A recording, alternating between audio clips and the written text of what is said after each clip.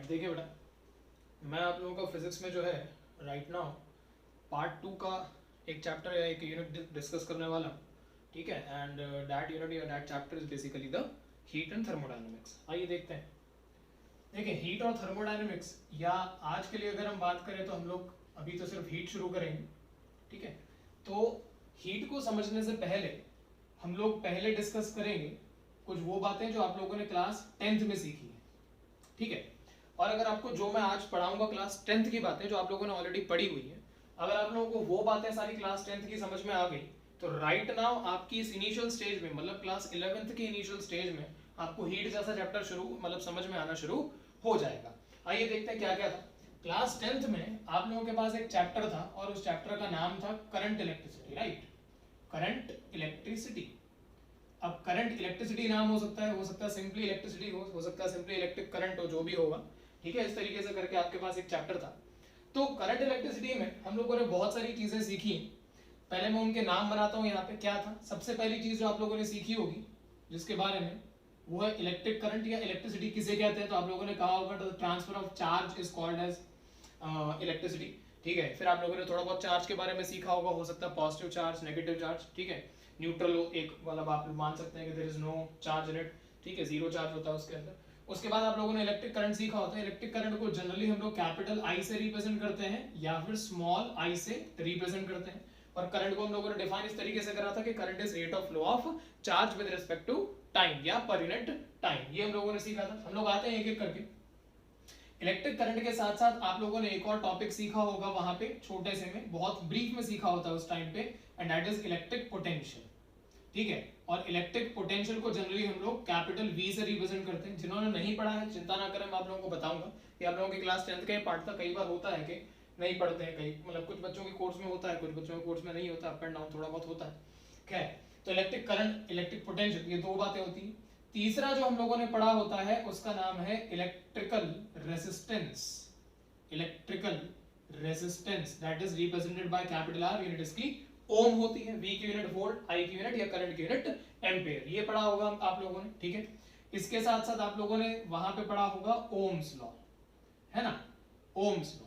इसके अलावा और क्या पढ़ा होगा, तो इसके अलावा आप लोगों ने पढ़ा होगा series and parallel, series and parallel combination of resistances, combination of resistances, है ना। ये 4-5 बातें आप लोगों ने पढ़ी होती है। इसके अलावा भी और भी सारी चीजें पढ़ी होती है, लेकिन अभी के लिए पहले हम लोग इतना सीखते हैं, उसके बाद और भी चीजों को डिस्कशन में लेके आते हैं, ठीक है। ओके फाइन, आइए देखिए।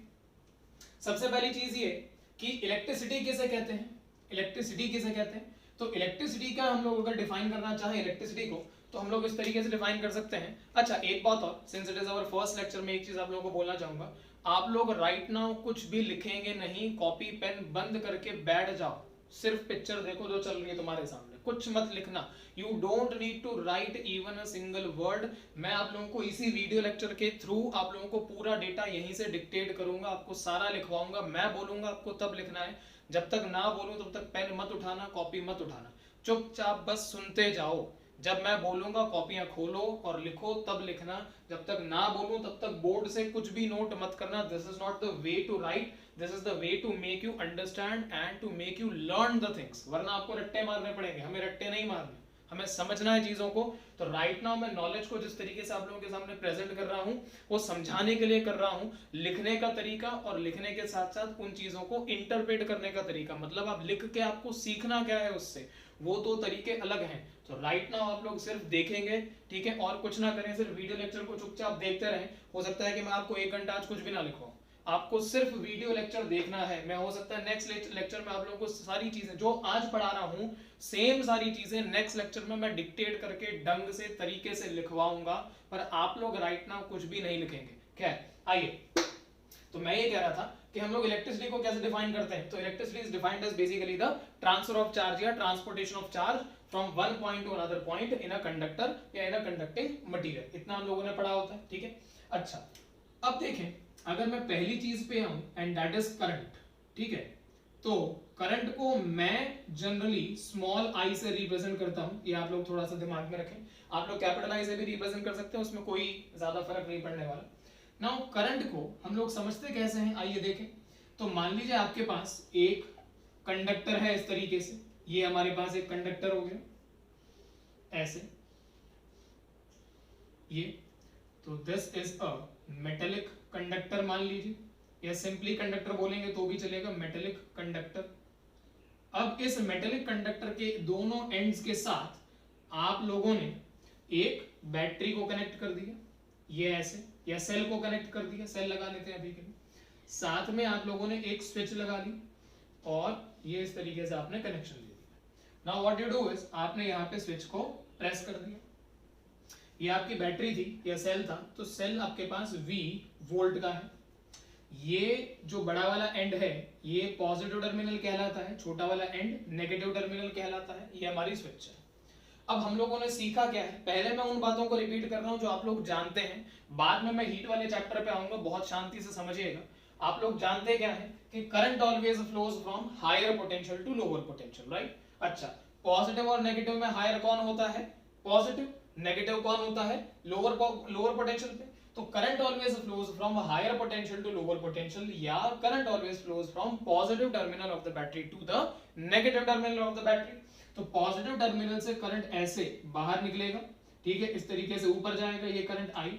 अब ये जो करंट है ये कंडक्टर के अंदर इस डायरेक्शन में फ्लो करेगा ऐसे, ये आई करंट फ्लो कर रहा होगा, कंडक्टर के बाहर निकलेगा ऐसे, ये आई करंट यहाँ पे आएगा और इस तरीके से फ्लो करेगा, राइट। बहुत बढ़िया। अब हम लोगों ने इसमें एक और चीज क्या पढ़ी है, कंडक्टर के अंदर कौन मौजूद होता है, कंडक्टर के अंदर अवेलेबल कौन होता है, फ्री इलेक्ट्रॉन्स। अब फ्री इलेक्ट्रॉन्स अवेलेबल होते हैं तो हम लोगों ने ये सीखा हुआ है, हम लोगों ने पढ़ा हुआ है कि द चार्ज और द इलेक्ट्रिक चार्ज और द इलेक्ट्रॉन्स और the free electrons travel from what, ये मान लीजिए हमारा फ्री इलेक्ट्रॉन है, तो ये ट्रैवल कैसे करता है, अगर आपका करंट पॉजिटिव से नेगेटिव ट्रैवल करता है या इस डायरेक्शन में ट्रैवल करेगा तो आपका इलेक्ट्रिक चार्ज उसी के ऑपोजिट डायरेक्शन में ट्रैवल करेगा, या इलेक्ट्रॉन उसी के ऑपोजिट डायरेक्शन में ट्रैवल करेगा। ये भी हम लोगों ने सीखा हुआ है, बहुत ध्यान से सुनिएगा, सारी बातें लिंक होंगी हीट में बाद में। तो ये हम लोगों ने मान लिया इस तरीके से, ठीक है। एक काम मैं और करता हूं, मैं इस वाले एंड को एंड ए नाम दे रहा हूं, कंडक्टर के इस एंड को एंड ए नाम दे रहा हूं और कंडक्टर के इस एंड को एंड बी नाम दे रहा हूं। We have two ends A and B, ठीक है। अब अगर मैं आपसे पूछता कि एंड ए के साथ कौन सा पोटेंशियल या बैटरी का कौन सा टर्मिनल कनेक्टेड है, तो पॉजिटिव टर्मिनल कनेक्टेड है। अगर मैं आपसे पूछता कि कंडक्टर के बी एंड के साथ बैटरी का या सेल का कौन सा एंड कनेक्टेड है, तो नेगेटिव टर्मिनल कनेक्टेड है या लोअर टर्मिनल कनेक्टेड, ठीक है। अच्छा, अब इसका मीनिंग क्या हुआ कि मैं कह सकता हूं कि ए वाले पॉइंट के ऊपर पोटेंशियल V ज्यादा है, बी वाले एंड के ऊपर पोटेंशियल V कंपैरेटिवली कम है, क्योंकि पॉजिटिव टर्मिनल इज ट्रीटेड या positive charge is treated at higher potential and negative charge is treated at lower potential. ऐसा हम लोगों ने पढ़ा है, मैं ये नहीं कह रहा हूं कि मैंने पढ़ा दिया है, मैं इस पे बात करूंगा, लेकिन हम लोगों ने कुछ ऐसा पढ़ा हुआ है, ठीक है। अच्छा, उसके बाद आगे देखें। अब यहां से अगर मैं आप लोगों से पूछूं कि ये जो करंट है ये ट्रैवल करता कैसे है, ठीक है। हम लोगों को देख, यहाँ पे मैं एक कोने में यहाँ पे एक क्वेश्चन लिख रहा हूं कि how does current travel in a conductor, ठीक है। ये मैंने क्वेश्चन लिख दिया यहाँ पे, अब मैं आप लोगों को आंसर दूंगा इस चीज का, 2 मिनट रुके, ये हमारा क्वेश्चन होगा, ठीक है। तो इस पे सोचिएगा क्योंकि आप लोगों ने चैप्टर पढ़ा हुआ है, ठीक है। मैं इसी लेक्चर में आप लोगों को बताऊंगा कि how does current travel in a conductor, कैसे ट्रैवल करता है, आप लोगों को पहली बात पता होनी चाहिए, ठीक है। अच्छा, अब आगे सुने, इतना हम लोगों ने कुछ अगर देखा जाए तो ऐसा कुछ हम लोगों ने इलेक्ट्रिक करंट के बारे में पढ़ा हुआ है। अब मैं अगला एक और टॉपिक उठाता हूं, उसका नाम है इलेक्ट्रिक पोटेंशियल। ओके फाइन, आइए तो हमारा दूसरा टॉपिक आता है और टॉपिक का नाम है इलेक्ट्रिक या इलेक्ट्रिकल, जो भी आपको मानना है, potential, and it is represented by capital V। हम लोग इसको कैपिटल V से रिप्रेजेंट करते हैं। अब इलेक्ट्रिक पोटेंशियल कैपिटल V होता क्या है, तो it was defined as electric potential capital V is defined as work done per unit charge या पर यूनिट टेस्ट चार्ज, जो भी आप लोगों को मानना है। इसमें 2-3 बातें लिखी होती हैं कई बार कि it is the amount of work done, ठीक है, in bringing a unit positive test charge from infinity to a point which is inside the region of the charge. इस तरीके से करके हम लोगों को कई बार डेफिनेशन बहुत लंबी चौड़ी बनाई जाती है, ठीक है, without moving this charge, without creating any acceleration for this charge. ऐसी मतलब एक होता है, ऊट पटांग से डेफिनेशन दी जाती है, ऊट पटांग नहीं होती लेकिन कंपैरेटिवली थोड़ी टफ डेफिनेशन क्रिएट करके दी जाती है। अब मैं आप लोगों को सिंपल सी बात बताता हूं, इसका मीनिंग क्या है। देखें, पोटेंशियल शब्द का मीनिंग है, आपके सामने इक्वेशन क्या लिखी हुई है, पहली बात तो ये देखें, potential V is equal to work done upon charge, ठीक है। अच्छा, अब अगर मैं आप लोगों से कहूं कि किसी बॉडी की speed v small v equal to, मैंने कहा 5 मीटर पर सेकंड है, अब आप इससे क्या मीनिंग निकाल सकते हो? इससे आप मीनिंग ये निकाल सकते हो कि किसी बॉडी ने एक सेकंड में 5 मीटर का डिस्टेंस कवर अप करा होगा, यस और नो, ठीक है। यही तो इससे मीनिंग निकलता है कि नहीं निकलता? अब इसी तरीके से आप यहां से मीनिंग निकालिए, अगर आपको किसी चीज का पोटेंशियल है, किसी चार्ज का पोटेंशियल कैलकुलेट करना है, तो 1 कूलम चार्ज पे आपने जितने जूल का वर्क डन किया होगा, उसे किसी पर्टिकुलर डिस्टेंस पे लेके आने पे वो वर्क डन ही पोटेंशियल कहलाता है, ठीक है। मोटे मोटे तौर पे पोटेंशियल को आप लोग इस तरीके से समझ सकते हैं, ठीक है। आगे हम लोग अभी और डिटेल पे चलेंगे, मैं भी आपको बहुत ब्रीफली चीजों को समझा रहा हूं, ठीक है। बाद में हम लोग प्योर डिटेल में चलेंगे इन सारी चीजों के। हाँ, तो अब मैं ये कह रहा था कि potential is the amount of work done per unit charge. अच्छा भाई, बहुत बढ़िया। अब देखो, आप लोगों ने एक चीज पढ़ी थी जो कि मैंने यहाँ पे बाद में लिखी है शायद, ओम्स लॉ। तो ओम्स लॉ में एक्चुअली में हुआ क्या था कि उस आप लोगों के 10th क्लास में करंट को और पोटेंशियल को डील करा गया था, या लिंक करा गया था, रिलेट करा गया था ओम्स लॉ के साथ, ठीक है। तो ओम्स लॉ कहता है कि V is proportional to the current I, ठीक है, ये हम लोगों ने पढ़ा था। तो V इज इक्वल्स टू, हम लोग लिखते हैं I into capital R, where capital R is the resistance of the electrical conductor, ठीक है, या electrical resistance of the conductor. अब देखिए होता क्या है कि पॉजिटिव पोटेंशियल और negative potential that is V में फर्क क्या है, इस बात को समझें। ये मान लीजिए आप लोगों की क्लास है, ठीक है, मैं यहां पे हूं, the teacher is over here, और स्टूडेंट्स यहां पे बैठे हैं ऐसे, ठीक है। अब क्या हुआ, अगर मैं आप लोगों से पूछूं कि राइट नाउ जब आपको टीचर पढ़ाएगा या स्टूडेंट्स को जब टीचर पढ़ाएगा, तो बताइए नॉलेज एमिट कौन कर रहा है, who is basically emitting the knowledge? तो आप लोगों का आंसर आएगा the teacher is emitting the knowledge, ऐसा ही होगा। Who is basically absorbing the knowledge? तो students are absorbing the knowledge, भाई स्टूडेंट ही तो हैं जो नॉलेज को एब्सॉर्ब कर रहे हैं, और कौन कर रहा है, यस और नो? अच्छा, अब अगर मैं आपसे पूछूं कि जो आपके फिजिक्स टीचर हैं, फिजिक्स टीचर और स्टूडेंट में से ज्यादा फिजिक्स किसको आती है, क्या आंसर निकलेगा? टीचर को आती है। स्टूडेंट और टीचर में से कम फिजिक्स किसको आती है? स्टूडेंट को आती है। तो स्टूडेंट और टीचर में से क्षमता ज्यादा किसकी हुई? टीचर की हुई। स्टूडेंट और टीचर में क्षमता किसकी कम हुई? स्टूडेंट की हुई। टीचर और स्टूडेंट में एमिट अगर टीचर करता है, टीचर और स्टूडेंट में एब्जॉर्ब अगर स्टूडेंट करता है, टीचर और स्टूडेंट में क्षमता अगर स्टूडेंट टीचर की ज्यादा है, टीचर और स्टूडेंट में क्षमता अगर स्टूडेंट की कम है, इसका मतलब यह हुआ कि टीचर इज रेफर्ड एज या referred at higher potential and student is referred as या एट लोअर पोटेंशियल, ठीक है। अब जब हम नॉलेज की बात कर रहे थे तो नॉलेज कहां से कहां गई? नॉलेज गई टीचर से स्टूडेंट की तरफ। इसका मतलब क्या हुआ? नॉलेज बेसिकली क्या है, आप ये समझ सकते हैं कि नॉलेज बेसिकली एक इफेक्ट है, या नॉलेज बेसिकली एक एनर्जी है, जो कि एनर्जी कहां से कहां जा रही है? हायर पोटेंशियल से लोअर पोटेंशियल या टीचर से स्टूडेंट की तरफ जा रही है। भाई अगर एनर्जी को ट्रैवल करना है एक जगह से दूसरी जगह पे, किसी इफेक्ट को, किसी एनर्जी को ट्रैवल करना है, तो जहां से वो एमिट हो रही है और जहां पे वो जा रही है, तो जहां से एमिट हो रही है उसे हायर होना ही पड़ेगा ना, तभी तो वो लोअर की तरफ जा पाएगी, यस और नो? तो वही चीज यहां पे होती है कि हम लोग पॉजिटिव एंड को हायर पोटेंशियल में मानते हैं और नेगेटिव एंड को लोअर पोटेंशियल में मानते हैं। तो जो करंट है वो बेसिकली एक एनर्जी है। कैसी एनर्जी है? इलेक्ट्रिकल एनर्जी है। तो जो इलेक्ट्रिकल एनर्जी है वो हमेशा हायर पोटेंशियल से लोअर पोटेंशियल की तरफ ट्रैवल करती है। ये आप लोगों को इससे समझ में आया होगा, ठीक है। अच्छा, अब अगर हम लोग और बात को समझें तो देखें, इसमें हमारे पास एक और चीज आती है कि मैं मान लेता हूं कि ये जो बैटरी है या ये जो सेल है, आप जो मानना चाहें, वो हमारे पास मान लीजिए ये 50 वोल्ट की बैटरी या सेल है, this is a 50 volt battery और अ सेल, व्हाटएवर यू अंडरस्टैंड, ठीक है। अब क्या होगा, 50 वोल्ट की मैंने अगर बैटरी बनाई और मैंने इस कंडक्टर के अंदर इस करंट को फ्लो करवाया, तो अब दो तीन बातों को नोट करें ध्यान से। ये जो कंडक्टर है इसका फिजिकल अपीयरेंस आप लोग नोट करें। फिजिकल अपीयरेंस का मतलब क्या हुआ भाई, आपका जो कंडक्टर है वो ऐसा दिख रहा है, देखो क्या, ये आपका कंडक्टर है ऐसे, मैं इसी कंडक्टर को वापस यहाँ पे रीड्रॉ कर रहा हूँ आपको समझाने के लिए। तो ये आपका कंडक्टर है यहाँ पे ऐसे, इस तरीके से। अब देखें इस कंडक्टर में हम लोग ले लेते हैं या मान लेते हैं कि इस कंडक्टर की जो लेंथ है वो L के बराबर है, ये हम लोगों ने मान लिया। इस कंडक्टर का ये जो फेस एरिया है, फेस एरिया, ये फेस एरिया आप लोग मान लीजिए कि कैपिटल A के बराबर है, ठीक है। हम लोग एक काम करते हैं, इन दोनों एंड्स को कोई अलग नाम दे देते हैं, मान लीजिए आप लोग इनको क्या नाम देंगे, x और y नाम दे दीजिए, ठीक है, ताकि कंफ्यूजन खत्म हो जाए, x एंड y, ठीक है। हाँ, तो ये जो फेस एरिया है इस कंडक्टर का वो A हो गया हमारे पास, ठीक है।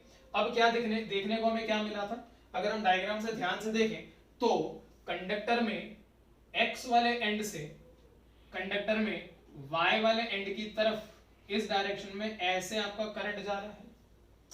ये जो पॉजिटिव पोटेंशियल है ये हायर पोटेंशियल पे माना जा रहा है, नेगेटिव वाला लोअर पोटेंशियल पे माना जा रहा है, और करंट अपना काम कर रहा है हायर पोटेंशियल से लोअर पोटेंशियल पे जाने का, ठीक है। अच्छा, इसका मतलब ये हुआ कि मैं बोल सकता हूं कि the potential at point x that is Vx and potential at point y that is Vy। तो हम लोग क्या समझ सकते हैं कि Vx जो है वो बड़ा है Vy से, भाई तभी तो करंट हायर से लोअर की तरफ जा रहा है, ये हम समझ सकते हैं इस तरीके से। अच्छा, अब अगर करंट x वाले एंड से y वाले एंड की तरफ जा रहा है, वेयर x वाला end is at the higher potential and y वाला end is at the lower potential, then in that condition हम लोग क्या समझ सकते हैं इससे कि अब देखें हायर से लोअर की तरफ जब हम लोग जा रहे थे तो हम लोग इससे समझ क्या सकते हैं, करंट कैसे ट्रैवल कर रहा है वो इस चीज में ध्यान से देखें, मैं आपको बताने जा रहा हूं। तो मैं क्या करता हूं कि मैं इस कंडक्टर के अंदर यहां पे एक कंडक्टर का ही एक टुकड़ा एनालाइज कर रहा हूं, ये कंडक्टर का पीस है। अब ये जो कंडक्टर का पीस है इसे उठा के यहां पे बाहर बना रहा हूं, बाहर बनाऊंगा तो ये रहा वो पीस कंडक्टर का, ऐसा दिखेगा ना, ऐसा इस तरीके से, ठीक है। अब अगर आप इस पीस को कंडक्टर का मानते हैं तो आपको दिखेगा क्या, आपको दिखेगा ये कि जब कंडक्टर के x वाले एंड से कंडक्टर के y वाले एंड की तरफ करंट जाएगा तो करंट ऐसे जाएगा, भाई आई करंट ऐसे ही तो जाएगा, यहां पीछे से एंटर करेगा, पीछे से एंटर करेगा, ये थिकनेस बहुत कम है, ये बहुत पतली सी थिकनेस है, मान लीजिए कुछ भी थिकनेस है, so this thickness is equal to dx, ठीक है। आप लोग डिफरेंशियल अमाउंट पढ़ चुके हैं, नहीं भी पढ़ा तो भी मैं समझाऊंगा, चिंता ना करें, लेक्चर में आ जाएगा, ये हमारे लिए बहुत बड़ी चीज नहीं है कोई। तो करंट यहां से यहां पे गया। अब आप इसको ध्यान से देखें डायग्राम को, तो आपको ये जो रेड वाला फेस दिख रहा होगा, रेड वाले फेस का मतलब क्या हुआ, ये जो आपको दिख रहा होगा ऐसा, ठीक है। तो करंट का जो डायरेक्शन है वो इस फेस के परपेंडिकुलर दिख रहा है कि नहीं दिख रहा है, देखो ऐसे, मानते हो कि नहीं मानते हो? कहने का मतलब ये, जैसे मान लीजिए ये आपका फेस है, ये जो मेरा हाथ है ये आपका रेड वाला फेस है, तो जो आपको करंट है वो कैसे जा रहा है, ऐसे, यहां से एंटर होएगा ऐसे और यहां से बाहर निकलेगा। तो करंट का जो डायरेक्शन है इस तरीके से मान लीजिए, करंट का जो डायरेक्शन है वो फेस एरिया के इस एरिया के साथ देखें ऐसे 90 डिग्री बना रहा है कि नहीं, ऐसे 90 डिग्री बना रहा है कि नहीं, ठीक है, ये बन रहा है यहां पे इस तरीके से। अब देखें दूसरी बात को देखें, अगर करंट इस डायरेक्शन में ऐसे फ्लो कर रहा है तो आपको दो चीजें दिख रही है, दो चीजें क्या दिख रही है कि जो करंट है वो कंडक्टर के फेस एरिया के या कंडक्टर के एरिया के परपेंडिकुलर फ्लो कर रहा है। दूसरी बात आपको ये दिख रही है कि अगर ये लेंथ कंडक्टर की L है ऐसे, तो करंट जो है आपका हमेशा कंडक्टर की लेंथ के अलोंग फ्लो कर रहा है, जिस डायरेक्शन में लेंथ है, भाई लेंथ ऐसा है ना कंडक्टर की, तो कंडक्टर की जो लेंथ है वो भी इसी डायरेक्शन में है और करंट भी इसी डायरेक्शन में है। तो आपको दो चीजें समझ में आई, मैं यहाँ पे लिख रहा हूं बकायदा, अभी आप लोग कुछ ना लिखे, मैं आपको फिर रिपीट कर रहा हूं, डोंट राइट एनीथिंग, मैं आपको एक एक बात लिखवाऊंगा जो यहाँ पे लिखी हुई है। So what I was saying is कि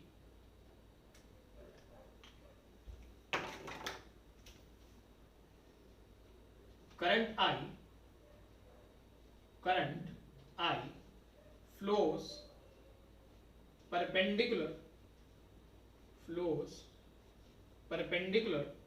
to the area of the conductor, perpendicular to the area of the conductor. दूसरी बात आपको क्या समझ में आई कि करंट फ्लोस या current I flows along the length of the conductor, along the length of the conductor. आप कंडक्टर की लेंथ के अलॉन्ग फ्लो करेगा करंट, ठीक है। ये दो बातें हम लोगों ने सीखी, ठीक है। मैं एक बार दोनों बातों को फिर से रिपीट कर रहा हूं, प्लीज ध्यान से सुनेंगे। दोनों बातें बहुत इंपॉर्टेंट है हीट वाले चैप्टर के लिए, यहाँ के लिए तो है ही, इसमें कोई शक नहीं है। जब आप लोग क्लास 12th में आएंगे सेम कंसेप्ट वापस यूज होंगे। 12th क्लास में इलेक्ट्रिक करंट का पूरा एक चैप्टर है, ठीक है, तो सेम कंसेप्ट यूज होंगे वापस से। सो खैर मैं ये कह रहा था कि हमने जब x वाले एंड को पॉजिटिव टर्मिनल से कनेक्ट किया हुआ था और y वाले एंड को नेगेटिव टर्मिनल से कनेक्ट किया हुआ था, तो जो करंट है वो हायर से लोअर की तरफ जा रहा था, इस डायरेक्शन में जा रहा था। तो हम लोगों को राइट नाउ दो चीजें देखने को या ऑब्जर्व करने को मिली, और दोनों चीजें क्या क्या हैं कि करंट जो है वो हमें कंडक्टर की लेंथ की डायरेक्शन में जाता हुआ दिखा। दूसरी बात हमें देखने को मिली कि जो करंट है वो हमें कंडक्टर के एरिया के परपेंडिकुलरली जाता हुआ दिखा। ये हमारी दो ऑब्जर्वेशन समझ में आती है हम लोगों को यहाँ से, ठीक है। दूसरी बात अब ध्यान से सुनेंगे, अगर मैं कह देता हूं क्या कि कंडक्टर के अंदर हमें पहले से पता है फ्री इलेक्ट्रॉन्स होते हैं। अच्छा, अब क्या हुआ, मान लीजिए कि ये आपका कंडक्टर है इस तरीके से, ये आपका कंडक्टर है इस तरीके से, और मैं कहता हूं कि कंडक्टर के अंदर कुछ फ्री इलेक्ट्रॉन्स है इस तरीके से, ये रैंडम फ्री इलेक्ट्रॉन्स मैंने बना दिए, ठीक है। तो होएगा क्या कि जब इलेक्ट्रिक करंट आपने कनेक्शन किया वायर का, ये एंड एक्स मान लिया, सेल लगा दिया, नेगेटिव एंड स्विच को प्रेस कर दिया, कनेक्शन को चालू कर दिया, तो आपका करंट जो है वो इस डायरेक्शन में जा रहा था ऐसे, ठीक है, करंट ऐसे जा रहा था और इस डायरेक्शन में आ रहा था, और ये आपके पास V वोल्ट की बैटरी, ठीक है। अब मैं आपको ये कह रहा था कि जब इलेक्ट्रिक करंट ऐसे जाएगा और इलेक्ट्रिक चार्ज ऑपोजिट डायरेक्शन में जाएगा, तो जब ये करंट एक हायर एंड से लोअर एंड की तरफ जाएगा और ये इलेक्ट्रॉन लोअर एंड से हायर एंड की तरफ जाएगा, तो उस पर्टिकुलर केस में इस इलेक्ट्रॉन को इन इलेक्ट्रॉन्स के साथ, जो फ्री इलेक्ट्रॉन्स है, जो ब्लू वाले आपको दिख रहे हैं, मैं आपको थोड़ा सा और डार्क कर देता हूं, ये जो है ये फ्री इलेक्ट्रॉन्स में मान के चल रहा हूं, जिनका रैंडम मूवमेंट चल रहा होता है कंडक्टर के अंदर। तो मैं ये कह रहा हूं कि होता क्या है कि ये जो इलेक्ट्रॉन है जब कंडक्टर के मटेरियल के अंदर से ट्रैवल करेगा, कौन सा, ये वाला, जब कंडक्टर के मटेरियल के अंदर से ट्रैवल करेगा, तो ये इलेक्ट्रॉन इन बाकी इलेक्ट्रॉन से कोलाइड करता है, टकराता है। टकराने के कारण क्या होता है, इस इलेक्ट्रॉन की जो स्पीड है वो स्लो होती जाती है। अगर स्लो होती जाएगी तो होएगा क्या, ये जो करंट है वो सिस्टम में या सर्किट में धीमा या कम होता जाएगा। इस तरीके से करके हम लोगों को ऑब्जर्वेशन देखने को मिलती है। पर अगर हमें सेम सिस्टम में करंट को बढ़ाना हो तो हम क्या करते हैं, सुने, हमने बैटरी कितने वोल्ट की लगाई थी, 50 वोल्ट की। मैंने क्या किया, मैंने 50 वोल्ट की बजाय यहाँ पे 100 वोल्ट की बैटरी लगा, ठीक है। कंडक्टर को सेम रखा, सेम का मतलब कंडक्टर की लेंथ को मैंने L ही रखा, और कंडक्टर का जो एरिया है मैंने उसे कैपिटल A के बराबर ही रखा, पर मैंने बैटरी कितने की लगा दी, 100 वोल्ट की। तो मेरे को देखने को क्या मिला कि करंट जो है वो अब आई नहीं, थोड़ा ज्यादा बढ़ चुका है, या कुछ भी हो चुका है, मतलब डबल हो चुका है, ट्रिपल हो चुका है, जो भी होगा, लेकिन वो बढ़ जाएगा। अगली बार मैंने क्या किया कि 100 वोल्ट की बैटरी की बजाय मैंने अब लगा दी 200 वोल्ट की बैटरी, ठीक है, तो और करंट बढ़ता हुआ मेरे को मिला। अगली बार मैंने क्या किया, मैंने बहुत ज्यादा 1000 वोल्ट की बैटरी को लगा दिया, मुझे करंट और ज्यादा देखने को मिला। अच्छा, मैं करंट मेजर कैसे कर रहा हूं, ऐसा कौन सा डिवाइस था जो करंट मेजर करता था, तो मैं क्या करता हूं, यहाँ पे सर्किट में एक अमीटर लगा दिया करता था, ठीक है। हम लोग ऐसे पढ़ते थे, ammeter is a device which is used for measuring the value of current, ठीक है। तो अंदर से ऐसे करंट पास होएगा, एक अमीटर डिवाइस होता, कांटा होता है उसमें, वो आपको मेजर करके दिखा देता है कि अंदर सिस्टम में कितना करंट चल रहा है।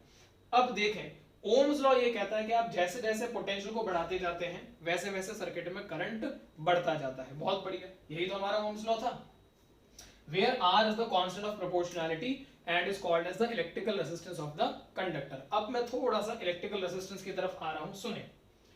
जब करंट यहां x वाले एंड से y वाले एंड की तरफ आ रहा है, ये हमारा y वाला एंड है, तो y वाले एंड की तरफ आने के दौरान करंट धीरे धीरे, जो मैंने आपको बोला कि ये जो इलेक्ट्रॉन है इसको थोड़ी सी अपोजिशंस मिलती हैं। क्यों मिलती हैं? क्योंकि वो फ्री इलेक्ट्रॉन से टकराता है तो स्पीड कम हो जाती है, स्पीड कम हो जाती है तो जो करंट है वो कम हो जाता है। ठीक है, अब अगर ऐसा है कि स्पीड कम हो रही है और करंट कम हो रही है, कम करंट सर्किट में कम हो रही है, इसका मतलब क्या हुआ कि कंडक्टर खुद जो है वो करंट को बहने में परेशानी खड़ी कर रहा है।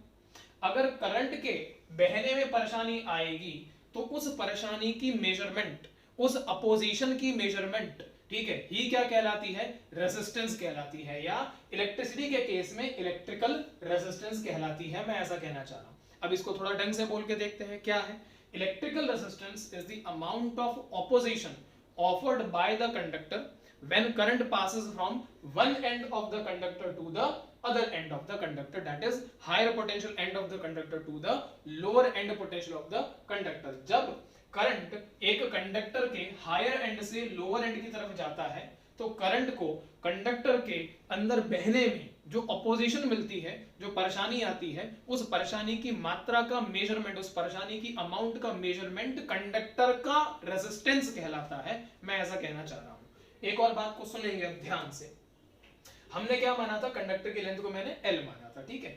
अब हमने क्या किया? सोचें, हमने यही कंडक्टर लिया लेकिन मैंने कंडक्टर को थोड़ा सा खींच दिया। खींचने पे होएगा क्या?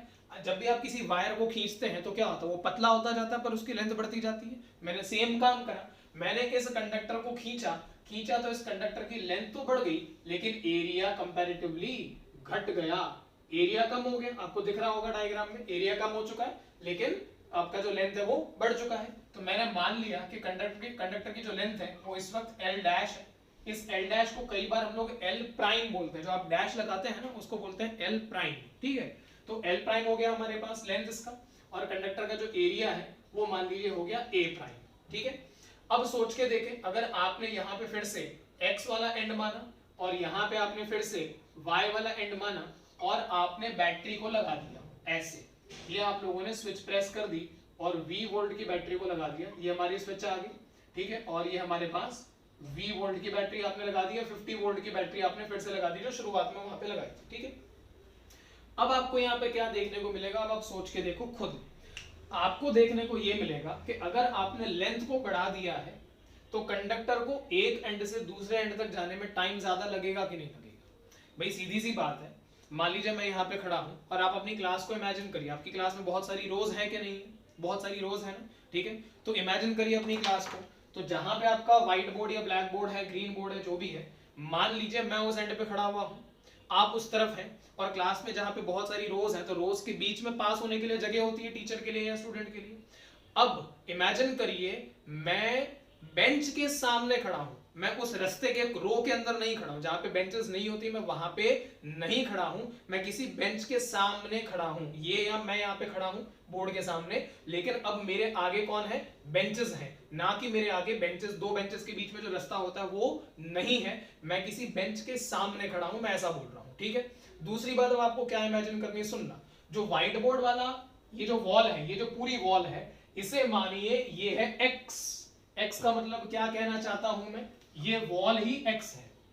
अपनी क्लास इमेजिन करो, क्लास इमेजिन करो स्कूल वाली। मैं कह रहा हूं आपकी ये जो वॉल है, इस वॉल को x इमेजिन करो। x इमेजिन करने का मतलब क्या हुआ कि जो x वाला एंड है, मतलब ये जो पूरी वॉल है ये आपकी कंडक्टर है, अपनी आपकी खुद की क्लास ही कंडक्टर है। आपकी खुद की क्लास क्या है? कंडक्टर है। कंडक्टर है तो ये वाली जो वॉल है वो x इमेजिन करो, उस तरफ वाली वॉल जो पीछे वाली वॉल होगी, आप लोग ऐसे बैठे हो, ये वाली वॉल x है, मतलब ये पॉजिटिव टर्मिनल से कनेक्टेड है, और उधर वाली वॉल नेगेटिव टर्मिनल से कनेक्टेड है। जैसे कि ये आपकी क्लास हो गई ऐसे। अब क्या किया हम लोगों ने किया ये कि इस वाले एंड को मैंने y माना, इस वाले एंड को y माना, इस वाले एंड को मैंने x माना, ये x ये y, तो x इधर आ गया, ये x इस तरफ है, y इस तरफ है, इसके अंदर हमारी क्लास है, मैं ऐसा बोल रहा हूं, इसके अंदर आपकी क्लास है, ठीक है। तो हम लोग कहां पे हैं? आप लोग एंड मैं, हम लोग कहां पे हैं? कंडक्टर के मटेरियल के अंदर हैं, कंडक्टर के मटेरियल के अंदर। क्यों? क्योंकि ये एंड x है, ये एंड y है, ये एंड x है इधर वाला, वो एंड y है उधर वाला, और आप लोग क्लास के अंदर बैठे हैं तो आप लोग कंडक्टर के मटेरियल के अंदर आए कि नहीं आए, इंक्लूडिंग मी ऑल्सो। ठीक है, अब क्या करना है भाई, ये रजिस्टर हमारी क्लास होगी। अब आपको क्या करना है, यहां से एक वायर निकालो, x वाले एंड से वायर निकालो, y वाले एंड से वायर निकालो और बैटरी पे जोड़ दो और स्विच प्रेस कर दो। कर दी? क्या बात इमेजिन हुई है आप लोगों को? ठीक है, ओके। अब देखें मैं क्या कहना चाह रहा हूं, मैं एक बार फिर रिपीट कर देता हूं क्या करना है। सबसे पहले अपनी क्लास इमेजिन करो, जहां पे पढ़ते हो स्कूल में, क्लास इमेजिन करो। करने के बाद जहां पे तुम्हारा टीचर खड़ा होता है बोर्ड के सामने, बोर्ड के पास में, उस पूरी वॉल को x वाला एंड कंसीडर करना है, क्योंकि हम अपनी पूरी क्लास को क्या कंसीडर कर रहे हैं, पूरा एक कंडक्टर कंसीडर कर रहे हैं, वायर नहीं कंसीडर कर रहे। वो तो वायर तो बाहर से आएंगे क्लास में, वॉल्स पे लगेंगे, वो मैं बात वायर की नहीं कर रहा हूं। पर ये जो एंड है ये कहां पे है, जहां पे आपका टीचर खड़ा है और जहां पे आप लोगों की बैक होगी, जैसे आप ऐसे बैठेंगे तो जो आपकी बैक होगी वो वाली साइड पे आपका y है, और ये हमारी पूरी क्लास है। तो इस वाले एंड पे आपका x वाला है, ऊपर से वायर गया और पीछे जाके कनेक्ट हो गया ऐसे, यहां पे ऐसे वायर गया, ये आपका x वाला एंड था, ये मैंने यहां पे लगाया, यहां से ऐसे वायर गया ऐसे, फिर एक वायर गया ऐसे इस तरीके से, ये वाला वायर ऐसे, और ये वाला वापस से यहाँ पे ऐसे कनेक्ट हो गया इस तरीके से ऐसे। ठीक है, तो होएगा क्या, x वाले एंड से करंट बाहर निकलेगा, वायर में जाएगा, वायर में जाएगा, y वाले एंड के अंदर घुस जाएगा। ठीक है, अब क्या करना है, सुनना, मुझे तुम कंसीडर करो ये इलेक्ट्रॉन, मैं इलेक्ट्रॉन हूं, ठीक है, और मैं कहां पे हूं। तो अब क्या हुआ कि अभी के लिए तो हो क्या रहा था कि मैं x वाले एंड से y वाले एंड की तरफ जा रहा था। ठीक है, तो x वाले एंड से y वाले एंड का मतलब क्या हुआ भाई, ये वाला एंड x है, ये वाला आपका जो वॉल है वो x है, उधर वाला जो एंड है वो y है।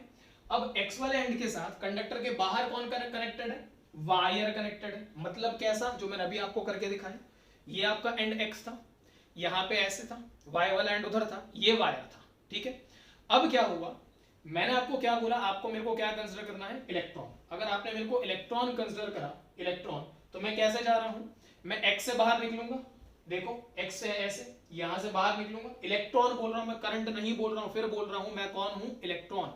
तो मैं x से बाहर निकलूंगा, इधर जाऊंगा, इधर जाऊंगा, फिर वापस अंदर आऊंगा, और फिर मैं y से x में आऊंगा।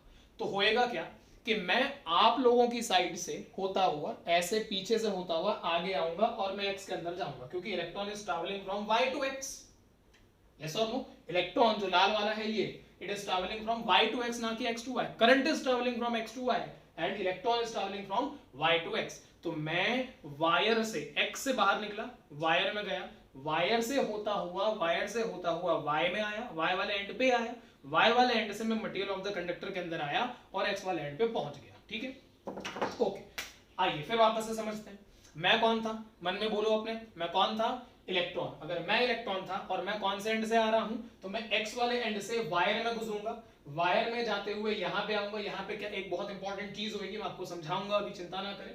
वो चीज के बाद मैं इस वाले एंड पे आ जाऊंगा, मतलब मैं बैटरी को पार करके आऊंगा, बैटरी को पार करके मैं इधर आऊंगा, इधर आने के बाद मैं यहां पे जाऊंगा। ठीक है, ओके, बहुत बढ़िया। अब क्या हुआ, जब मैं उस वाले एंड पे आया, मतलब मैं x वाले एंड से वायर में गया, वायर से तुम्हारे वाली बैक साइड पे आया, y वाली साइड पे मैं आया। तो y वाली साइड पे आने पर अब क्या हुआ, इमेजिन करो कि मैं जो दो रोज हैं भाई, यहाँ पे एक रो है बच्चे बैठे हैं, यहाँ पे दूसरी रो है बच्चे बैठे हैं, इसके बीच में यहाँ पे गैप है। ठीक है, अब क्या हुआ, मैं जब y वाली साइड पे आया तो मैं रो के अंदर घुस गया, मतलब जहां पे जो गैप है, दो रोज के बीच में जो गैप है, मैं उस गैप के अंदर घुस गया। तो इमेजिन करके मेरे को सोच के बताओ कि अगर एक रो यहाँ पे है, एक रो यहाँ पे है, यहाँ पे जाने के लिए रास्ता है और मैं इसके अंदर हूं और मैं इलेक्ट्रॉन हूं, तो मेरे को जाने में दिक्कत आएगी या नहीं आएगी भाई, जगह है ना, तो मैं रास्ते में जा रहा हूं आराम से, तो मुझे दिक्कत नहीं आनी चाहिए। लेकिन क्या हुआ कि कि अगर मैं y वाले एंड पे हूं और मैं यहाँ पे एक रो है, ये गैप है, यहाँ पे दूसरी रो है, मान लीजिए मैं दूसरी रो के सामने आ गया, तो अब मैं दूसरी रो में जितनी भी बेंचेस हैं, मैं उन सारी बेंचेस से भिड़ता आगे जाऊंगा, हाँ कि ना। अगर मैं दूसरी बेंचेस से भिड़ता हुआ आगे जाऊंगा तो ऑटोमेटिकली मेरी स्पीड क्या हो जाएगी, कम। अगर मेरी स्पीड कम हो जाएगी, ऑटोमेटिकली सिस्टम में करंट क्या हो जाएगा, कम। इतनी उम्मीद है मेरे को आप लोगों को बात समझ में आई है। लेकिन अब सोचे इस बैटरी के बारे में, मैं आपको समझाता हूं ये बैटरी यहाँ पे क्या काम करती है, इसका रोल क्या है। ठीक है, देखिए मैं आपको फिर बोल रहा हूँ, आपको कुछ नहीं लिखना है। अगर जो मैं बोल रहा हूँ या यहाँ पे मैं आपको वीडियो लेक्चर दे रहा हूँ, ये अगर आपको ढंग से समझ में आया तो आपको पक्का है कि हीट वाला लेक्चर आराम से समझ में आएगा। ओके फाइन, आइए। तो होता क्या है कि ये जो इलेक्ट्रॉन है जो इस तरीके से आ रहा था हमारे पास, जो इस तरीके से हमारे पास बाहर आ रहा था, ऐसे यहां से नीचे आएगा। अब सोचे ध्यान से, इलेक्ट्रॉन इज नेगेटिवली चार्ज्ड और वो कहां पे आ रहा है, बैटरी या सेल के पॉजिटिव एंड पे। तो वो अट्रैक्ट होगा कि नहीं होगा भाई, पॉजिटिव और नेगेटिव अट्रैक्ट ईच अदर और नॉट।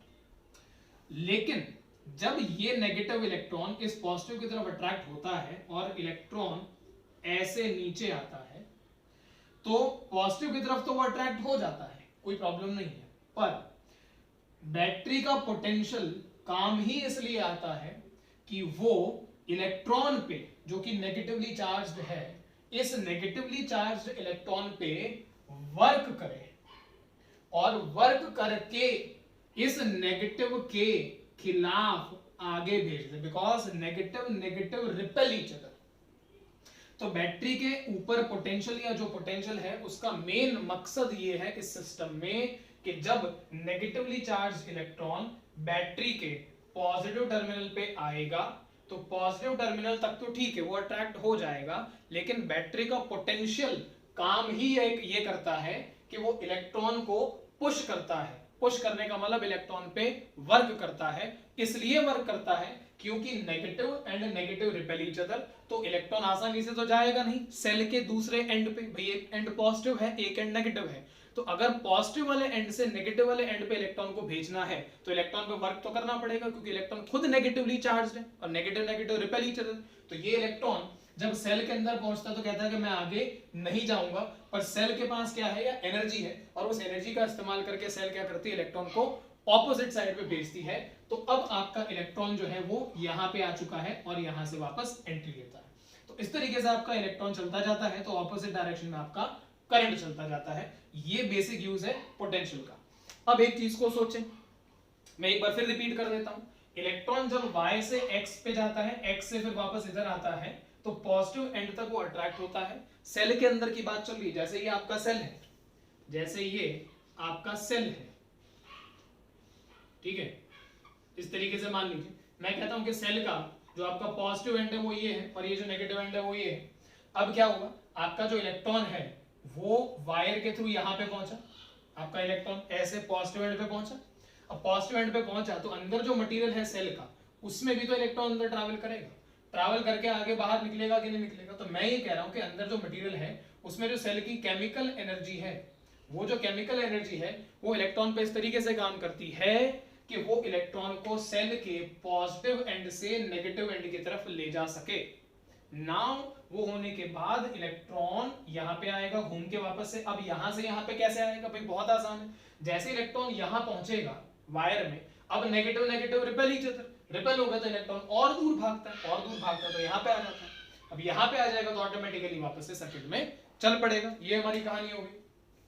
हाँ, तो अब मैं ये कह रहा था, अब आप सोच के देखें कि अगर मैंने कंडक्टर की लेंथ को बढ़ा दिया तो इलेक्ट्रॉन का रास्ता लंबा हो गया।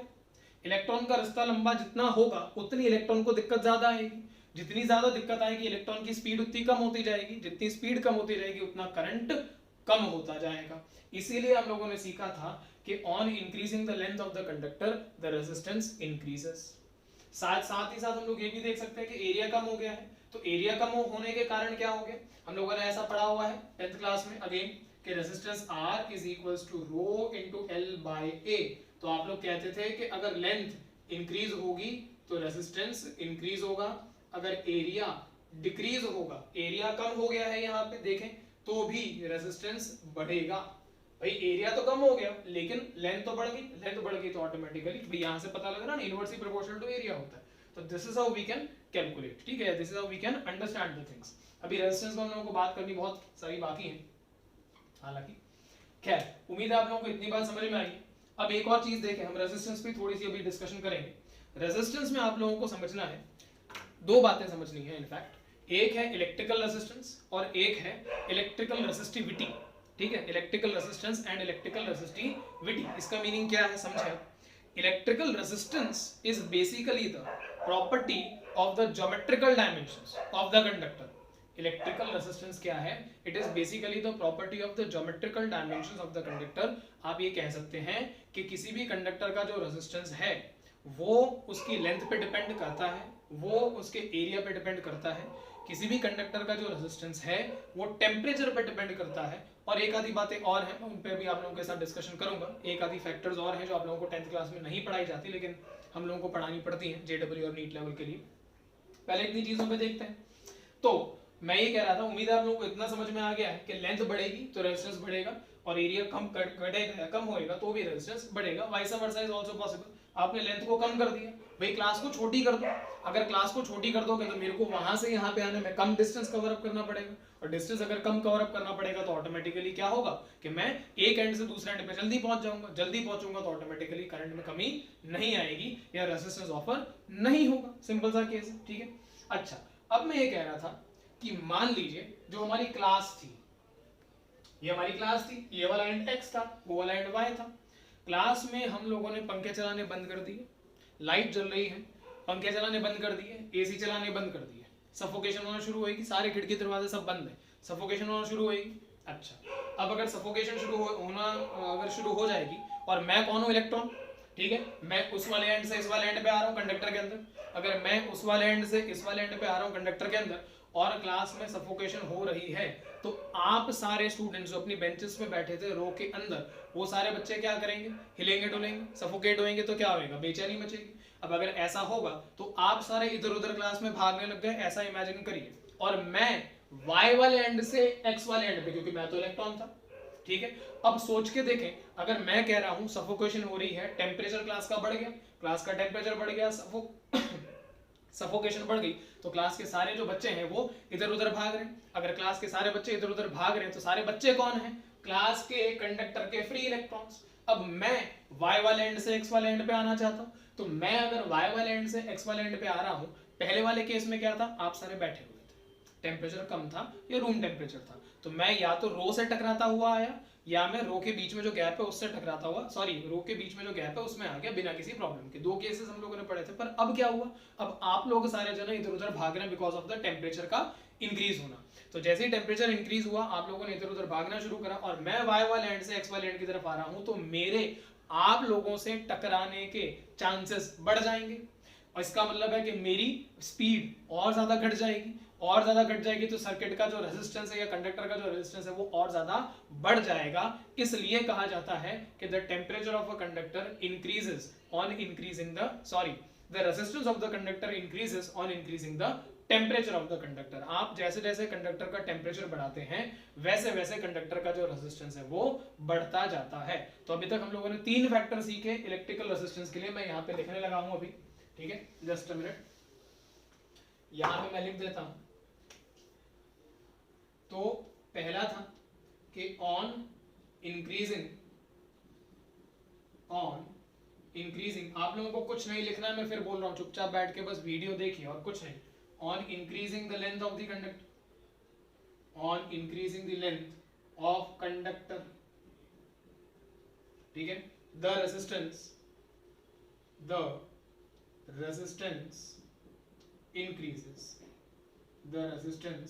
increases। दूसरा, on decreasing area of the conductor, on decreasing the area of the conductor, ठीक है, resistance increases।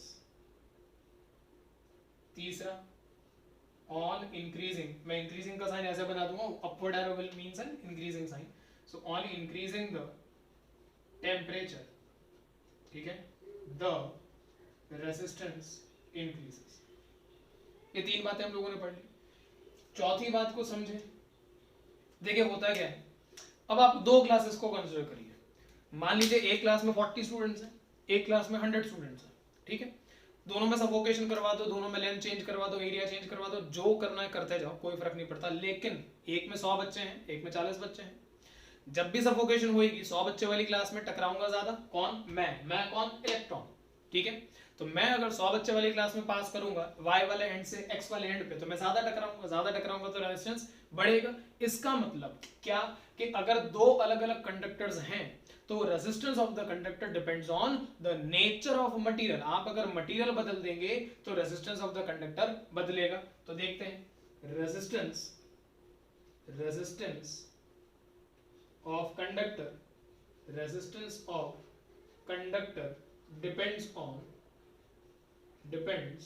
on nature of material, depends on nature of material of the conductor। ये चार फैक्टर आप लोगों ने मोस्ट प्रोबेबली क्लास 10th में पढ़े होते हैं। ठीक है, मैं इतनी देर से सिर्फ क्लास 10th का पढ़ा रहा हूं, मैं आपको ये बता देता हूं। ठीक है, अभी तक मैंने हीट को हाथ भी नहीं लगाया, टच भी नहीं करा मैंने हीट वाले कंसेप्ट्स पे। तो ठीक है, ऑलराइट फाइन। अब इतने लेक्चर में आप लोगों को मैं फिर से एक बार रिकैप देता हूं कि आप लोगों को ध्यान क्या क्या रखना है। लिखना कुछ भी नहीं है। आइए वापस से समझते हैं। मैं ये कह रहा था, सबसे पहली बात तो ये कि इलेक्ट्रिक करंट किसे कहते हैं। तो electric current is a phenomenon of flow of energy या transfer of energy. And which kind of energy? तो electrical energy from one end of the body which is at higher potential, या one end of the conductor which is at higher potential to the other end of the body which is at lower potential। अपने मन में बोलते जाना, फिर से बोलो क्या क्या है। इलेक्ट्रिकल करंट को हम लोगों ने कैसे डिफाइन करा था? It is the transfer of electrical energy, it is the transfer of electrical energy from one end of the conductor to the other end of the conductor where one end is at the higher potential and the other end is at the lower potential. Higher potential lower potential का मतलब क्या है? एक ऐसा and जहां पे potential की value, मतलब जहां पे चार्ज की वैल्यू या जहां पे एनर्जी की वैल्यू ज्यादा होगी, और दूसरे वाले एंड पे एनर्जी की वैल्यू कम होगी। ये मैंने आपको एग्जांपल के थ्रू समझाया, टीचर और ये सारा एग्जांपल दिया मैंने आप लोगों को। ठीक है, हम लोग हमेशा क्या मानते हैं? The positive terminal is treated as the higher potential, the negative terminal is treated as the lower potential. ठीक है, बोलते जाना, सिर्फ सुनना मत, अपने मन में बोलते जाओ। नहीं बोलोगे नहीं समझ में आएगा। हीट वाले चैप्टर में सब कुछ लिंक होएगा, मैं बोल देता हूं, ये पूरी चीजें लिंक करूंगा एज इट इज उठा के। अगर आज समझ में आ गया, हीट वाला इसी स्टेज पे समझ में आ जाएगा। 11th क्लास के इनिशियल स्टेज पे तुम्हें हीट समझ में आना शुरू हो जाएगा। क्या है, आइए आगे देखें। पोटेंशियल का मतलब क्या था? The amount of work done per unit charge. ठीक है, ओके, फिर हम लोगों ने ओम्स लॉ पे बेसिक बातें करी है बहुत। V is proportional to I, there are specific conditions इसमें V is proportional to I। Mechanical vibrations को और थर्मल एजिटेशंस को हम लोग नेग्लेक्ट करते हैं, वो हालांकि हमारे अभी काम का नहीं है इतना, आप लोग 10th में पढ़ चुके हैं। तो V is equal to IR होता है। फिर मैंने आपको समझाया कि कंडक्टर के अंदर जब कोई करंट फ्लो करता है तो वो किस तरीके से फ्लो करता है, कि कंडक्टर के अंदर करंट जब भी फ्लो करता है तो वो इस तरीके से फ्लो करेगा कि करंट हमेशा कंडक्टर की लेंथ के अलोंग फ्लो करेगा, parallel to the length flow करेगा and perpendicular to the face area flow करेगा। आइए इस पे थोड़ी सी डिस्कशन में और कर देता हूं। जो मैंने अभी आपको बोला, मैं आपको इसको थोड़ा सा और अच्छे से समझाता हूं जो मैंने अभी बताया आपको। देखो, मेरे कहने का ये मतलब है, मान लीजिए आपके पास एक स्लैब है, कंडक्टिंग स्लैब है ऐसे, ये आपके पास एक कंडक्टिंग स्लैब है। ठीक है, इस तरीके से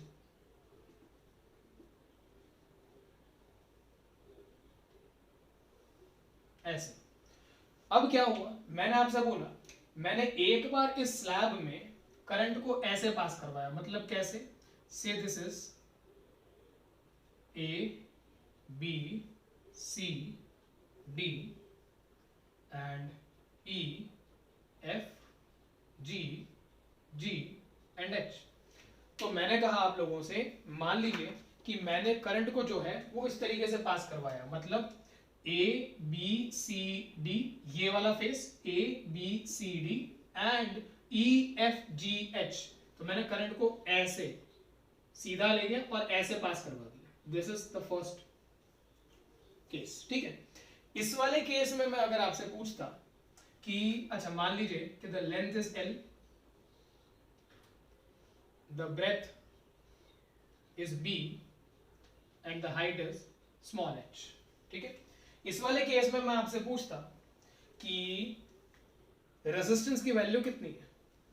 इस क्वेश्चन में मैंने आपसे पूछा कि अगर करंट ऐसे पास हो रहा है तो बताइए स्लैब का रेजिस्टेंस का वैल्यू कितना है।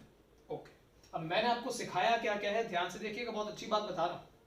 मैंने आपको सिखाया कि current I always flows parallel to the length of the conductor, always flows perpendicular to the area of the conductor। Okay, current इस लेंथ के पैरेलल चल रहा है, भाई करंट ऐसे गया ना, तो दिस इज द लेंथ। ठीक है, and this is the area of the conductor which is perpendicular। तो रेजिस्टेंस का फॉर्मूला आपको क्या पता है? रेजिस्टेंस का फॉर्मूला है rho into L by area, rho into L by area. कहां पे हमने लिखा तो था, मिस हो गया, मैंने यहां पे लिखा था, सॉरी मैंने बिठा दिया, R is equal to rho into L by A, ठीक है।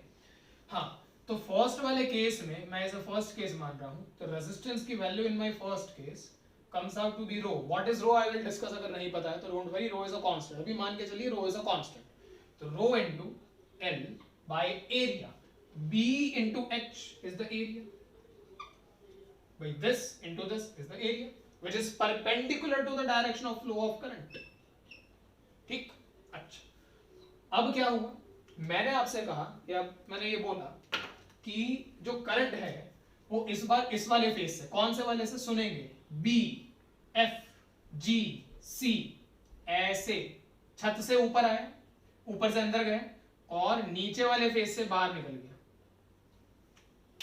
ऊपर से नीचे, ठीक है। तो इस बार क्या होएगा, who will act as the length of the conductor? मैंने क्या बोला था, current always flows parallel to the length of the conductor।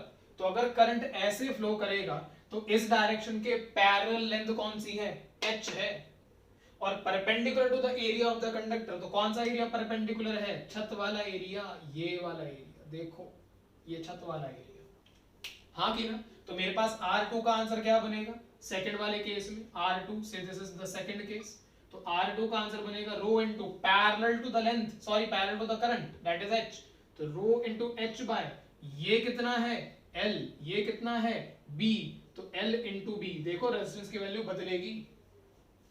तीसरी बात या तीसरा केस, अब मैंने क्या कहा, मैंने कहा कि जो करंट है वो मैंने यहां से ऐसे अंदर एंटर करवाया, ऐसे, और उस वाले एंड से ऐसे, मतलब ABFE में एंटर करवाया और DCGH से बाहर निकलवाया, मैंने करंट को ऐसे बाहर निकलवाया। So this is our third case. अब उस पर्टिकुलर केस में आपका R3 कितना होगा, R3 होगा parallel to the length of the conductor is, sorry parallel to the current is length of the conductor, parallel to the current, current के direction के parallel is the length of the conductor, conductor की length हमेशा उस direction में ली जाती है जिस दिशा में करंट फ्लो करता है। तो करंट इस दिशा में फ्लो कर रहा है, तो इस दिशा के पैरेलल लेंथ है आपके पास B, तो आपके पास आएगा रो इनटू B अपॉन एरिया। तो करंट की दिशा के परपेंडिकुलर जो एरिया होता है वो हम लोगों को लेना है, तो एरिया परपेंडिकुलर कौन सा है, ये वाला, ये वाला, तो ये कितना है H, ये कितना है L, तो हमारे पास आएगा L इंटू H। देखें एक ही मटेरियल के मैंने तीन रेजिस्टेंस की वैल्यू बना के दी है आपको, we have a single material single conductor, लेकिन मैंने तीन अलग अलग वैल्यूज निकाल के दी हैं। ये सारा कुछ हीट में यूज होगा, आई होप सो कि आप लोगों को समझ में आ रहा है। तो अभी तक हम लोगों ने रेजिस्टेंस के चार फैक्टर डिसाइड करे थे, these are the factors on which resistance of a conductor depends. पांचवा फैक्टर सुनिए, the पांचवा factor is the value of the electrical resistance, the value of the electrical resistance depends on direction of the flow of the current, current जिस दिशा में flow करता है उस दिशा पर भी डिपेंड करता है कि कंडक्टर की रेजिस्टेंस की वैल्यू कितनी होगी। ये हमारा पांचवा फैक्टर है जो हम लोगों को यहाँ पे लिखना था। ये फिफ्थ फैक्टर आप लोगों को क्लास में नहीं पढ़ाया जाता 10th में, ये यहीं से सीनियर क्लासेस में ही शुरू होता है। It depends on direction of flow of current. तो ये पांच बातें हैं, direction of flow of current. Please don't think कि सर हीट क्यों नहीं पढ़ा रहे हैं, पेशेंस रखें, 11th क्लास है, हलवा नहीं है कि मुंह उठा के पढ़ाना चालू कर दिया और आपको सारा कुछ समझ में भी आ गया। आप लोगों के लिए बेस बनाना बहुत जरूरी है, फिजिक्स है वैसे भी, and whatever you are dealing in class 11th is pure mechanics, ठीक है। तो बहुत इंपॉर्टेंट टॉपिक्स आते हैं इसके अंदर, तो उसके लिए बेस स्ट्रांग होना, अच्छा होना, सब कुछ बहुत नेसेसरी है। तो उम्मीद है आप लोगों को इतना लेक्चर मेरा समझ में आया है। Please do not right anything in this lecture, ठीक है। बाद में भी कुछ भी लिखने की जरूरत नहीं है, मैं ये भी कह देता हूँ आपको जितना पढ़ाया आपको कुछ लिखने की जरूरत नहीं है, मैं लिखवाऊंगा। जितना मैंने आज पढ़ाया है मैं बकायदा वीडियो लेक्चर के थ्रू डिक्टेट करूंगा, अलग अलग तरीकों से डिक्टेट करूंगा, जैसे बोलूंगा वैसे लिखिएगा। राइट नाउ कुछ मत लिखें, नंबर 1। नंबर 2, अगर आपको वीडियो लेक्चर एक बार में समझ में नहीं आता है प्लीज उसे कम से कम 2 बार देखिएगा। उसके बाद जो भी डाउट्स आते हैं मैं आप लोगों के डाउट्स लूंगा, वाया वीडियो लेक्चर सॉल्व करूंगा, वाया जूम क्लास सॉल्व करूंगा, देखता हूं मैं क्या कर सकता हूं उसके लिए। सो अभी के लिए हम लोग इतना रखते हैं, अगले वीडियो लेक्चर में फिर से मिलेंगे, ठीक है। Alright, thank you.